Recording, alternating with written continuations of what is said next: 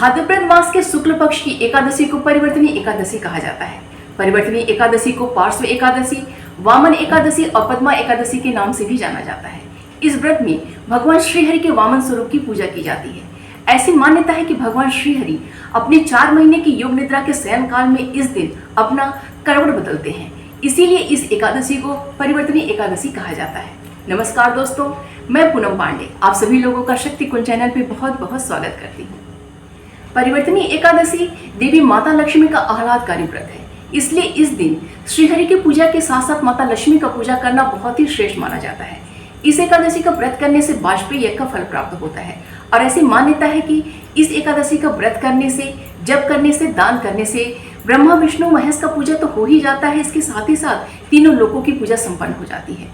इस वीडियो को बिना स्किप किए पूरी देखिएगा, क्योंकि आगे का जो वीडियो है वो बहुत ही महत्वपूर्ण होने वाला है। आइए जानते हैं कि एकादशी तिथि का प्रारंभ कब हो रहा है, इसका समापन कब हो रहा है, इसका पर्ण मुहूर्त कब है और इस दिन कौन कौन से शुभ संयोग बन रहे हैं। अभी मैं आपको एकादशी तिथि की जो जानकारी दे रही हूँ उसे बहुत ही ध्यान से सुनिएगा और उसको समझिएगा। परिवर्तनी एकादशी तिथि का जो प्रारंभ हो रहा है वो 25 सितंबर दिन सोमवार की सुबह में 7:55 से हो रहा है और एकादशी तिथि का जो समापन हो रहा है वो 26 सितंबर दिन मंगलवार की सुबह में 5 बजे समाप्त हो जा रहा है और वहाँ से द्वादशी तिथि प्रारंभ हो जा रही है। और ये द्वादशी तिथि 26 सितंबर दिन मंगलवार की देर रात्रि में 1:45 तक है और वहाँ से त्रयोदशी तिथि प्रारंभ हो जा रही है। तो इस बार 2023 की परिवर्तनी एकादशी 2 दिन मनाई जा रही है, 25 सितंबर और 26 सितंबर। 25 सितंबर दिन सोमवार को स्मार्तों की एकादशी है और 26 सितंबर दिन मंगलवार को वैष्णवों की एकादशी है। इस्कॉन मंदिर में 26 सितंबर दिन मंगलवार को एकादशी मनाई जा रही है। तो जो भी लोग इस्कॉन मंदिर के नियमों का पालन करते हैं, उनके एकादशी नियमों का पालन करते हैं, वो एकादशी 26 सितंबर दिन मंगलवार को रखेंगे और बाकी लोग जो एकादशी है वो 25 सितंबर दिन सोमवार को रखेंगे। वीडियो में आगे बढ़ने से पहले आप सभी से रिक्वेस्ट है कि जिन भी लोगों ने मेरा चैनल अभी तक सब्सक्राइब नहीं किया, प्लीज़ इसको सब्सक्राइब कर लीजिए। वीडियो पसंद आता है तो प्लीज़ इसे लाइक कीजिए और शेयर कीजिए अपने दोस्तों और रिश्तेदारों के संग। और चैनल सब्सक्राइब करने के पश्चात नोटिफिकेशन का बेल जरूर ऑन कीजिएगा, इससे मेरे जो भी नए वीडियोस आएंगे उसका अपडेट आपको तुरंत मिल जाएगा। जो भी लोग 25 सितंबर दिन सोमवार का एकादशी का व्रत कर रहे हैं, उनका जो पारण का मुहूर्त है वो 26 सितंबर दिन मंगलवार की दोपहर में 1:01 से लेकर दोपहर में 3:20 तक है।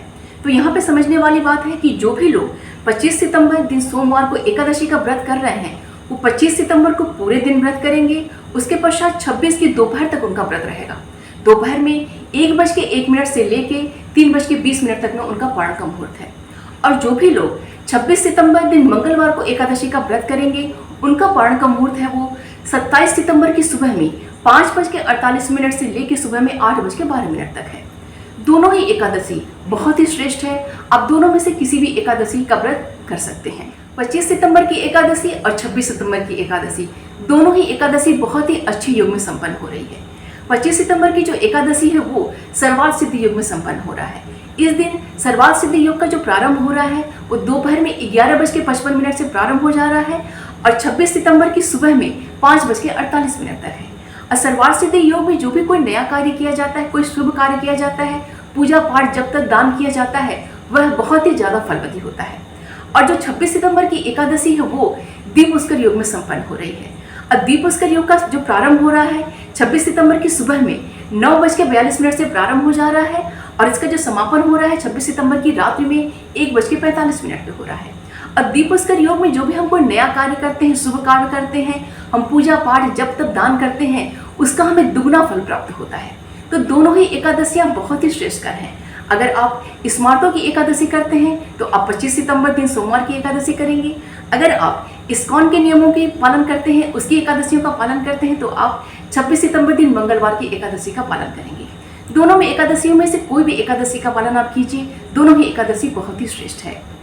परिवर्तनी एकादशी भगवान विष्णु के करवट बदलने का दिन होता है, इसलिए यह एकादशी बहुत ही महत्वपूर्ण होती है। इसलिए इस एकादशी में भगवान श्रीहरि की और माता लक्ष्मी की बहुत ही अच्छे से विधि विधान से पूजा संपन्न कीजिए। माता लक्ष्मी की और भगवान विष्णु की कृपा दृष्टि हम सभी के ऊपर बनी रहे, यही मंगल कामना है। मिलते हैं अगले वीडियो में। अपना और अपनों का ख्याल रखिएगा। नमस्कार।